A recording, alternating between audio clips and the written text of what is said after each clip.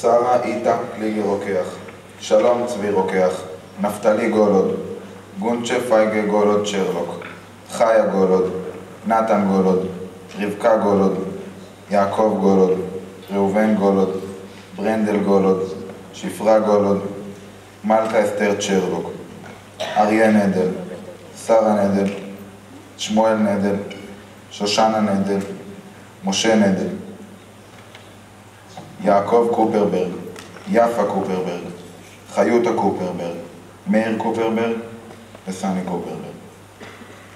לזכר, חיה רוזה נובוריסקין, שיה נובוריסקין, מאיר נובוריסקין, דוד נובוריסקין, שרה היפשמן ליברמן, משפחת מקטוס, שרה פישקנהורן בבית פרקוט. לזכר, אליהו למפל, חיה למפל, חיים למפל, צבי גרוס, אסתר גרוס. טרכטנבורג בייבי, מוניה ואחיו ששם לא זכו, דוד דודי זלינסקי, שרה זלינסקי.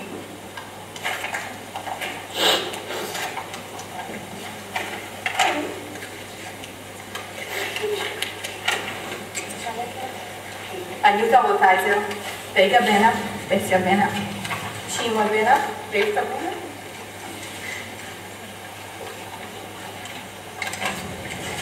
בלומה בנח, מירה פלבניק, רובן פלבניק, נחם פלבניק, יצחק פלבניק, ליזה פלבניק ומשפחת מדוביה. לזכר משפחת שליט ומשפחת קשביצקי. לזכר משפחת אלטמן. לזכר משפחת מיכלנובסקי. לזכר משפחת שוורץ. לזכר משפחת רוזנפלד. לזכר משפחת חזנוביץ'. לזכר משפחת הרשמן. לזכר משפחת מנדל וסמוש. לזכר משפחת רוזנבאום, משפחת בליגורה ומשפחת טורי. לזכר משפחת הירש. לזכר משפחתן של הלן, פנינה ורוז'י ברבן. יהי זכרם ברוך.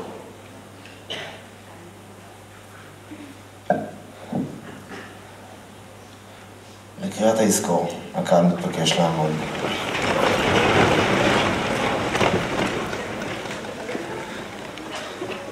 יזכור. יזכור אלוהים את נשמות אחינו, בני ישראל, חללי השואה וגיבוריה, נשמות 600 רבבות אלפי ישראל, שהומתו ושנהרגו ושנחנקו ושנקברו חיים, ואת קהילות הקודש שנחרבו על קדושת השם.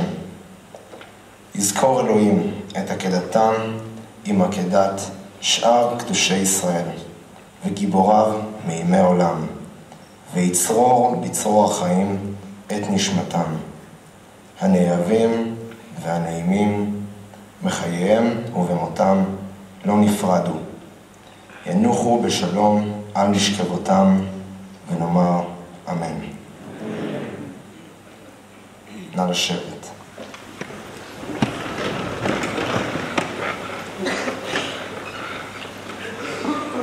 היום, יום שני, כ"ח בניסן, יום הזיכרון לשואה ולגבורה.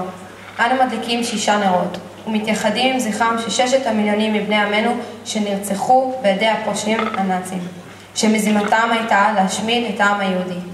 אני מתכבדת להזמין את יחיאל אלכסנדר, ניצול שואה, שליווה וריגש אותנו במסע לפולין, להדליק את 6 הנרות.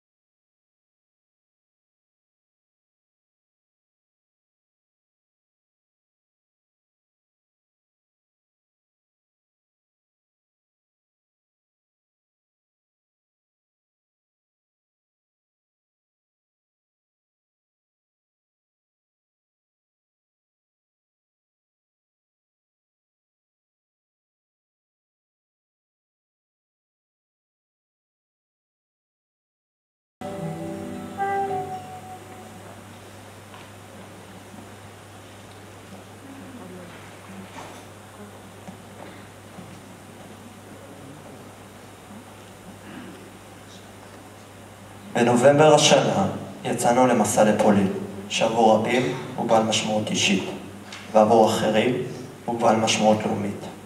הבחירה האישית לצאת למסע מעידה על אחריות ומחויבות אישית שלכל אחד ואחת מאיתנו. כמשלחת ייצוגית של התיכון ושל המדינה, יצאנו כדי לזכור ולא לשכוח. ואת המסע הרכנו ראש. הקשבנו ואיבדנו סביב. צרבנו את המראות בליבנו, כדי שנוכל להעביר, גם אנחנו, את המסר לבאים אחרינו. חזרנו הביתה, זקופי קומה וראש מורם, גאים על קיומה של המדינה, שנולדה על אף השנאה, וגאים על חוזקתה ועוצמתה של התרבות היהודית.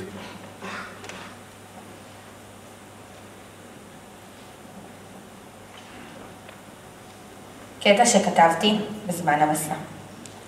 אנשים כותבים כדי לא לשכוח, כדי להאמין, כדי להסביר, כדי להעביר, כדי להבין, כדי לא לבכות, כדי לא לכעוס, כדי לא לפחד, כדי לא להיפרד, כדי לא לשנוא, כדי להוכיח, כדי להיות צודקים, כדי לפרוק, שותקים, מודים, סולחים ומרגישים כדי להיות בני אדם.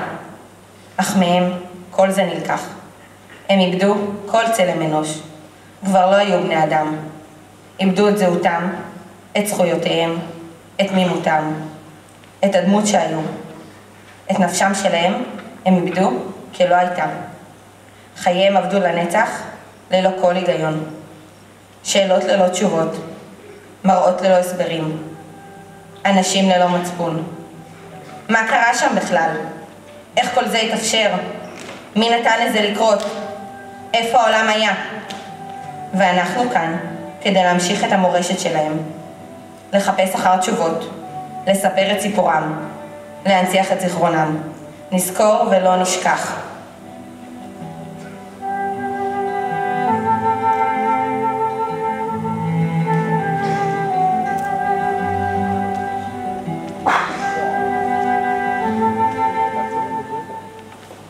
דממה. העצים עוד עומדים פה. דבר לא השתנה. כאילו הנורא מכל לא קרה. אך הוא כן. כאן, ביער זה, נרצחו להם ללא רחמים יהודים רבים. ביניהם ילדים. ילדים שכל שרצו היה להיות עם הוריהם אוהבים. אך הם הופרדו מהם בכוח ובאיומים. קריאות אימה וזעקות פחד.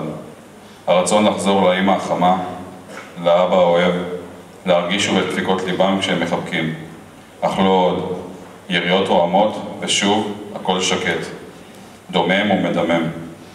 ולהם, לאותם נאצים, לא אכפת. כאילו אינם אנשים. כרובוטים משועבדים הם נהגו. אינם חושבים על הילדים שלהם יש בבית. מבצעים את הזוועות וממשיכים הלאה. לחיות.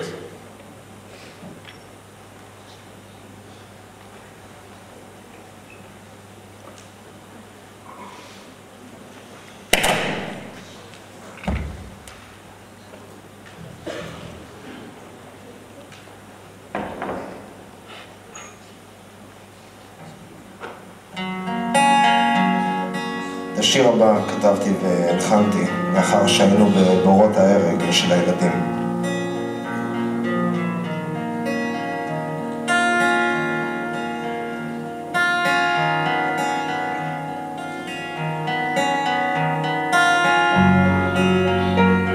גוזל אחד קטן עומד על ראש העץ, מחפש לו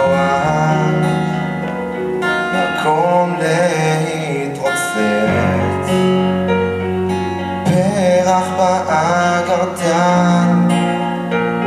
יושב לו וחושב, לא מבין על מה הוא עומד, וענף אחד גדוע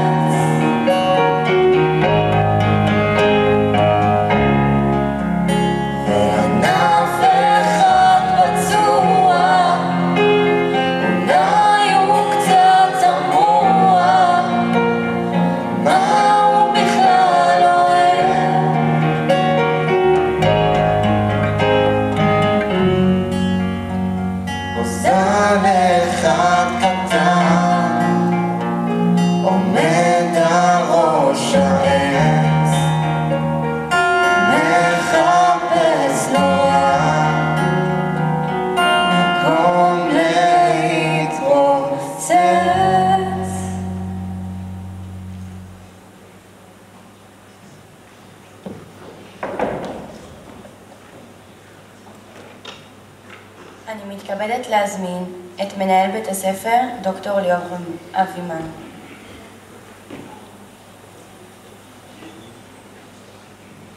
שלום, בוקר טוב לכולם. אנחנו מציינים היום את יום השואה, וחשוב ביום הזה קצת לשחק עם הדמיון ולחשוב על האפשרות הנוראית שאולי התוכנית של המפלגה הנאצית והעם הגרמני כולו שהשתתף במלחמה הזו, אולי, אם התוכנית הזאת הייתה מצליחה, אז לא היינו יושבים פה, ולא היו שרים, ולא קוראים דבר, ולא היו מסעות לפולין, ולא היה מתנ"ס פרדס חנה. קצת לשחק עם הדמיון הזה, שאולי עם התוכנית הנוראית הזאת להשמיד את כל העם היהודי, עד האחרון שביהודים שקיימים בעולם, אם התוכנית הזאת הייתה מצליחה, להם, אנחנו לא היינו פה. כי היו כבר כוחות שרצו בצפון אפריקה כדי לרכז את היהודים. והשואה, אכן הזוועות הנוראיות ביותר קרו באירופה, אבל הייתה תוכנית לכל העולם להגיע לכל יהודי ולהשמיד אותו. היהודים בעיני הנאצים היו סוג של חרקים שצריך להשמיד אותם כי הם מזיקים לעולם. כי הם לא בני אדם.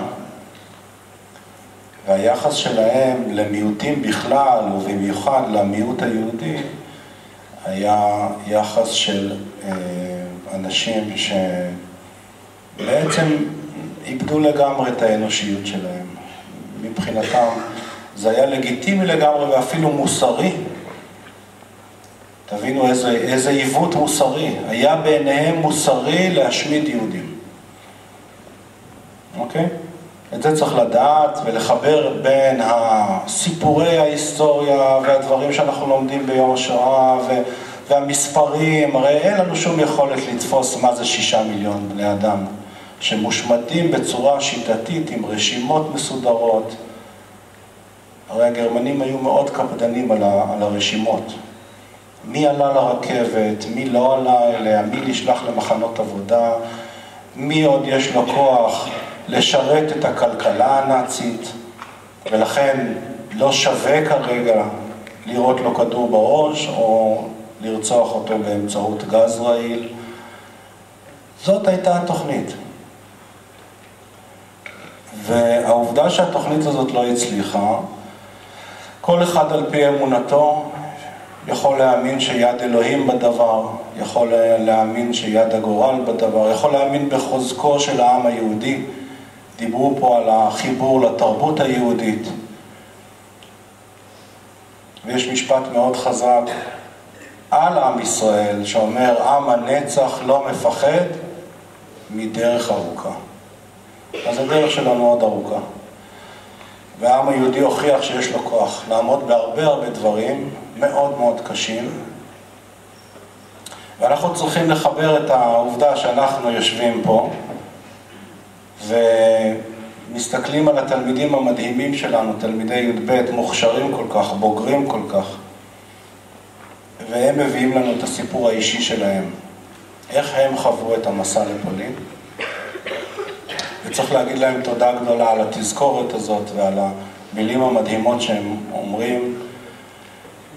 וצריך להגיד תודה גדולה גם לגלית, רכזת השכבה, ולכוכי גדרון שעוזרת לנו. ובאמצעותם אנחנו נזכרים בדברים שאני אומר, וצריך כל תלמיד שיושב פה לשאול מה אומר לו יום השואה באופן אישי.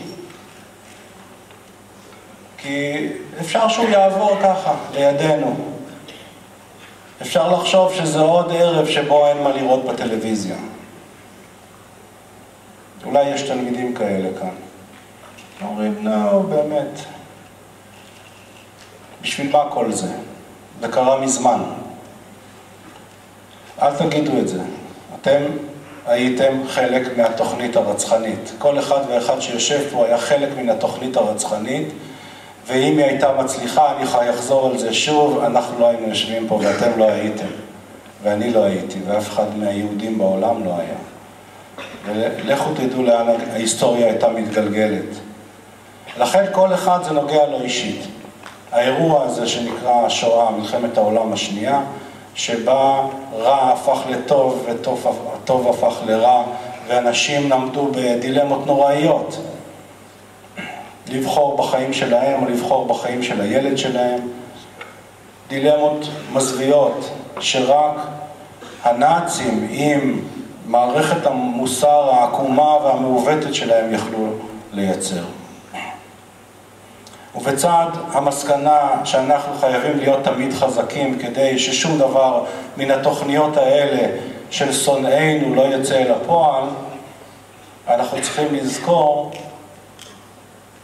שהיהודים היו מיעוט באירופה ובקהילות אחרות בעולם, ואיך אנחנו אמורים היום במדינת ישראל להתייחס למיעוטים, זו שאלה מאוד גדולה. בוודאי ובוודאי למיעוטים שהם אזרחי מדינת ישראל, ואיך אנחנו צריכים להתייחס בכלל לבני אדם, ומהי הדרך המוסרית הנכונה לבחור בטוב ולהימנע מרע. אתם מבינים שכל דבר שקרה שם יש לו נגיעה אישית לכל אחד ואחד מכם, בדרך שבה אתם מתפתחים, בדרך שבה אתם יוצרים קשרים, בדרך שבה אתם מחליטים החלטות ובוחרים בחירות כל יום. לכן מי שאומר זה לא רלוונטי עבורי טועה בגדול. תשאלו איך זה רלוונטי עבורכם, איך זה משמעותי עבורכם האירוע הזה, עם קשר לזה שאתם יהודים ובלי קשר לזה שאתם יהודים, עם קשר לזה שאתם קודם כל בני אדם, ולשאול איך אני בוחר מחר בטוב, ולשאול איך אני מונע את הרע, כי יש לנו במהות שלנו את השליחות הזאת לעשות יותר טוב. אני מאחל לכולנו שנדע לבחור בטוב.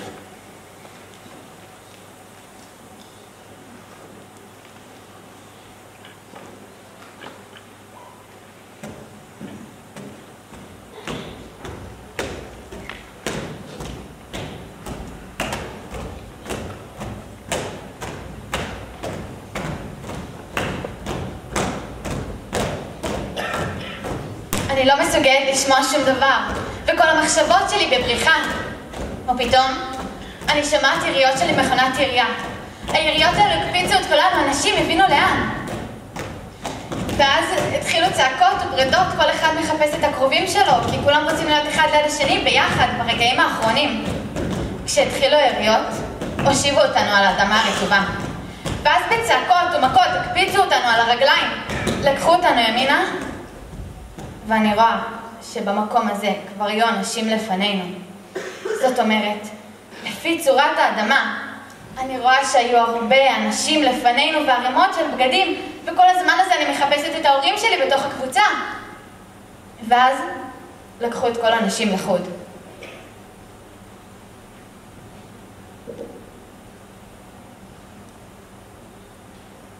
הדבר הבא זה חן. לא יודעת עוד שום דבר. אני מרגישה שאני רוצה לזוז, אני לא יכולה, חסר לי אוויר, אני נחנקת. אז התחלתי לזוז. ללחץ עליי פה וללחץ עליי שם. אז הבנתי שאני בתוך הגוויות. אין עוד חמות. יש עוד דם. אז הבנתי מה קרה איתי. ההרגשה הראשונה הייתה שאני משתגעת.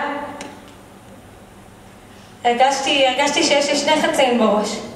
האחד כאילו מה שמסתובב שם בפנים, השני זה הרצון שלי לנשום, אני לא יכולה, אני נחנקת, חסר לי אוויר. אז התחלתי לזוז. אני לא זוכרת כמה זמן זה לקח, זה דקות, שניות. התחלתי לזוז ואני מרגישה אוויר כזה קר פתאום. פתאום יש לי אוויר. אתם מבינים? אז המשכתי לצאת, מטר אחרי מטר, התקדמתי קדימה, ופתאום אני רואה.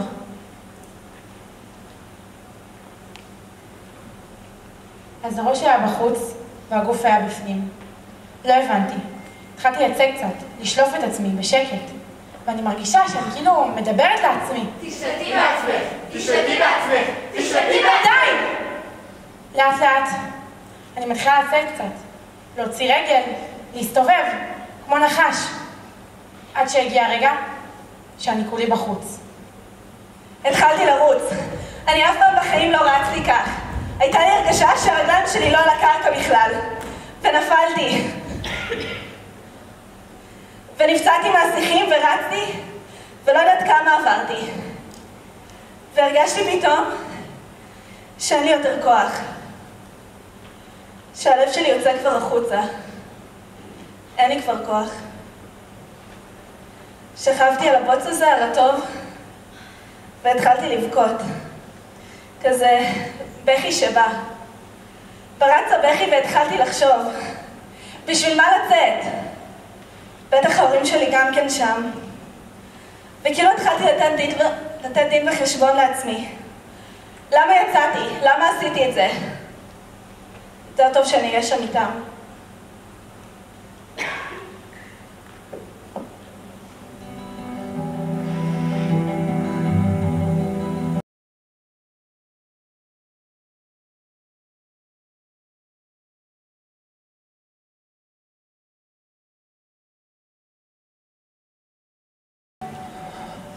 הייתה עלי יד אדוני, ויוציאני ברוח אדוני, והניחני בתוך הבקעה, והיא מלאה עצמות.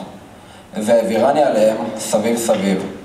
והנה רבות מאוד על פני הבקעה, והנה יבשות מאוד. ויאמר אלי בן אדם, התחיינה העצמות האלה? ואומר, אדוני אלוהים, אתה ידעת.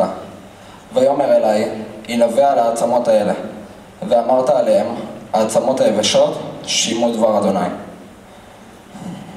כה אמר אדוני אלוהים לעצמות האלה, הנה אני מביא בכם רוח וחייתם, ונתתי עליכם גידים, והעליתי עליכם בשר, וקרמתי עליכם אור, ונתתי בכם רוח, וחייתם, וידעתם כי אני אדוני.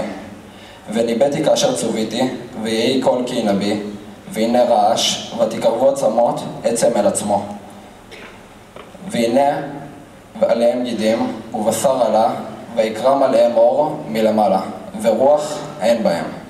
ויאמר אלי, ינבא אל הרוח, ינבא בן אדם, ואמרת אל הרוח, כה אמר אדוני אלוהים, מארבע רוחות בואי הרוח, ופחי בהרוגים האלה, ויחיו. וינבאתי כאשר ציווני, ותבוא בהם הרוח, ויחיו, ויעמדו על רגליהם, חיל גדול מאוד מאוד.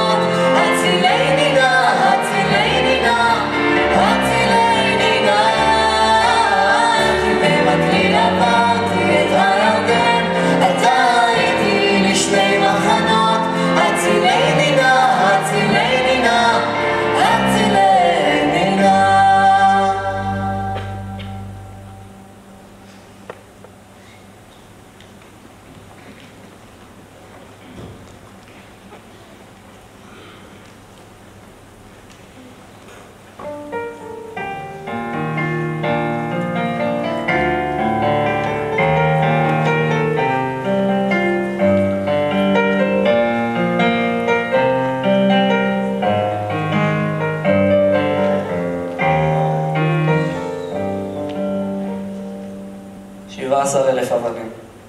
17,000 קהילויות יהודיות שנחרבו כליל. מספר כה גדול. מספר שקשה להבין את גודלו ועוצמתו, אפילו כשרואים אותו מול העיניים. העיניים שלא יודעות איך להגיב, ואט אט מתחילות לעלות הדמעות לגרון ולהישפך מהעיניים והלאה. מנסות לשטוף הכל, להקל על הלב, אך הלב כואב. כאב בלתי נסבל, כאב בלתי מוסבר. הרי לא היינו שם. אנחנו לא באמת מבינים את גודל השואה, ובכל זאת בוכים וללא הפסקה. הראש לא מבין, אבל הלב, כן.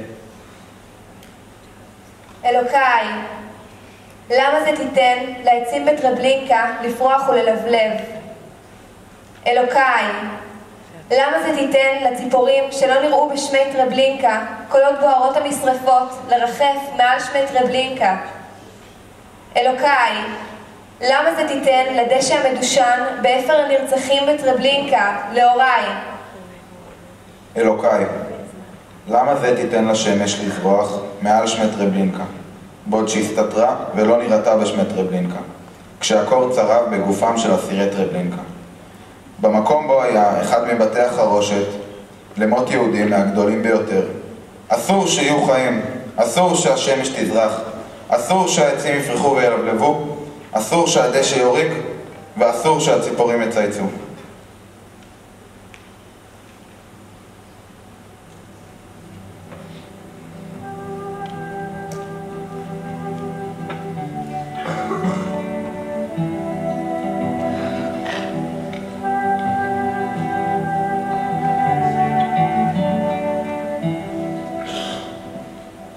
קטע שכתבתי ברגע שראיתי את המחנה מיידנק. ברגע שראיתי את המחנה מהאוטובוס, החלטתי שהיום באמת צריך להקשיב קצת יותר מהרגיל. לא תיארתי לעצמי מה באמת יהיה שם והיה שם. אבל אז הקשבתי, ראיתי והבנתי. הבנתי שמה שקרה שם אפילו לא קרוב למה שחשבתי ותיארתי לעצמי שקרה שם. כל המספרים שאמרו לנו, 18,000 שנהרגו ביום אחד, 300,000 הנעליים שנאספו, הגילאים, והנורא מכל, 8 טון של אפר של אנשים שנשרפו. ואני מנסה לחשוב כמה אנשים נשרפו שם. אלפים, עשרות אלפים, אולי אפילו מאות אלפים. ושם, בהר האפר, הרגשתי צמרמורת, והלכתי לעמוד לבד מול הר האפר ולנסות להבין, אבל פשוט לא הצלחתי. אז לקחתי דגל שהיה לי בכיס במהלך הסיור במחנה, והנפתי אותו בשתי ידיי ואמרתי לעצמי, זה בזכותכם. בזכותכם אנחנו חיים. בזכותכם אני מניף את הדגל עכשיו בגאווה רבה. ובשבילכם אנחנו פה. בשביל לא לשכוח. יהי זכרם ברוך.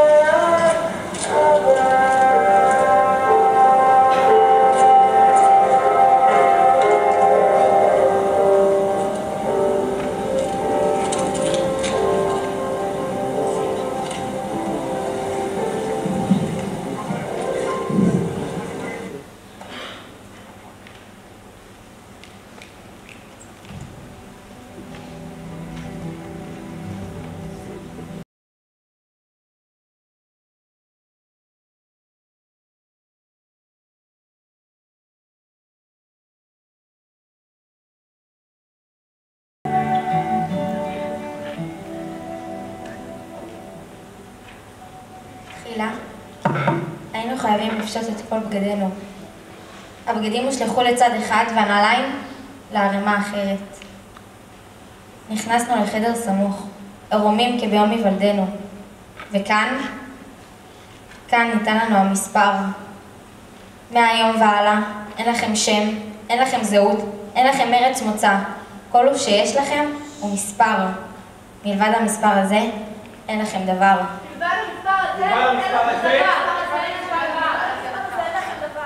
מלבד המספר הזה, אין לכם דבר.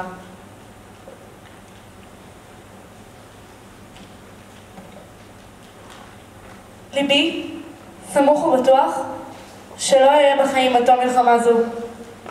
אך אדיר חפצי שמילים אלו שאני מעלה על הנייר ביד רועדת מפחד, יחיו אחריי. רצוני הוא שבני האדם יזכרו את תקופת הזוועות הזו כסיוט שחלף. אינני יודעת מתי יהיה הדבר, אבל אני בטוחה שיום יבוא. יבוא הניצחון. יבואו ימים טובים מאלה.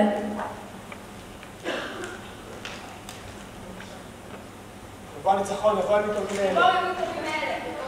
יבואו ימים טובים מאלה. יבואו ימים טובים מאלה.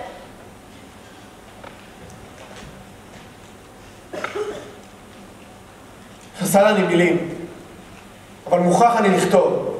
מוכרח. כי גם לאחר מותי, רוצה אני לשוחח איתכם. איתכם, בני האדם שניגלתם כבר. רוצה אני שמילים אלו יקשרוני אליכם.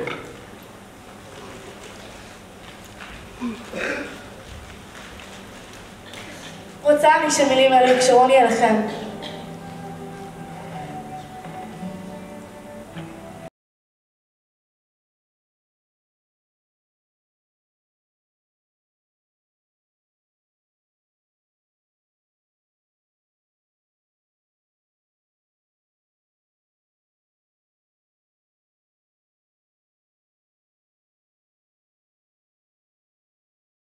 קטע שכתבתי בעקבות המסע.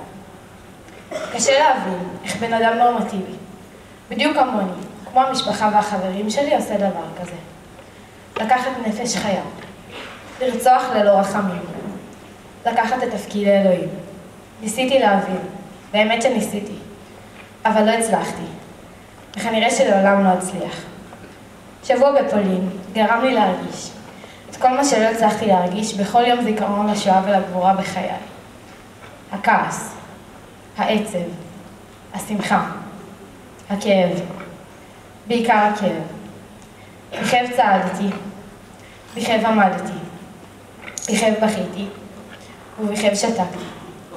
בכאב רקדתי על אדמה, רוויה בדם, בבית הקברות היהודי, הגדול ביותר בעולם. והכאב הזה לא ירפה. הוא יישאר. לא רק בי, בכל העם היהודי, ואפילו בכל העולם. אני מקווה שהכאב הזה יזכיר לנו מה עברנו, וחוץ מהגאווה הגדולה על עצם קיומנו, הוא גם ייתן לנו את האופציה להפוך מתוך רצון אמיתי לבני אדם טובים יותר. ייצור בכל אחד שינוי קטן, שידאג לכך שדבר כזה לא יקרה יותר אף פעם. לעולם לא עוד.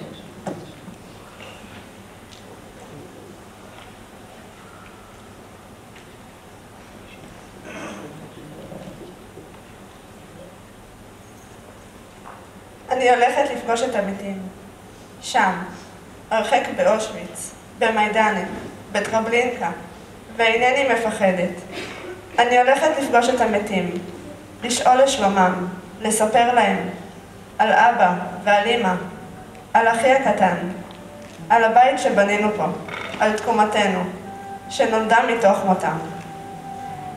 להעיד בפניהם שלא שכחנו, שלעולם נזכור ונזעק את צעקתם, להראות להם שעם ישראל חי, שלא הושמדנו, שלא עברנו מן העולם, לצעוד בראש מורם, בגאווה, מול החורבות הנמקות והביטנים המצחינים.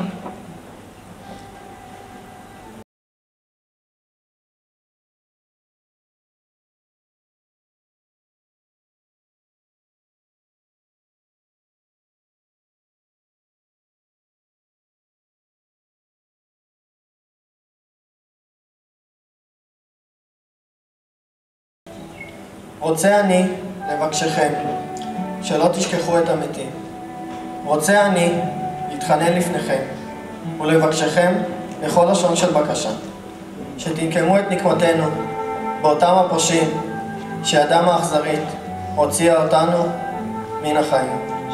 רוצה אני שתקימו לנו יד, מצבה, שתגיע עד השמיים, שכל העולם כולו יראה, פסל, לא משיש ולא מעבר, אלא ממעשים טובים.